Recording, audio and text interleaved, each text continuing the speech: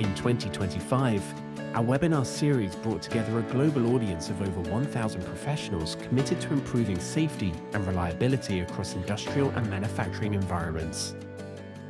Regardless of which ones you look at, they all talk about how to make sure that the people who are working in and around those machines aren't exposed to those hazardous sources of energy.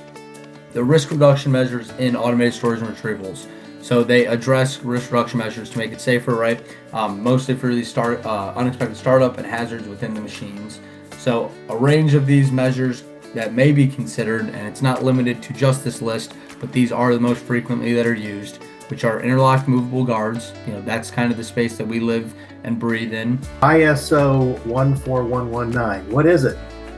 I think you can tell from the first three letters there that this is an international standard. What does this cover? What access request method is going to be suitable for the application? Each application is going to be different.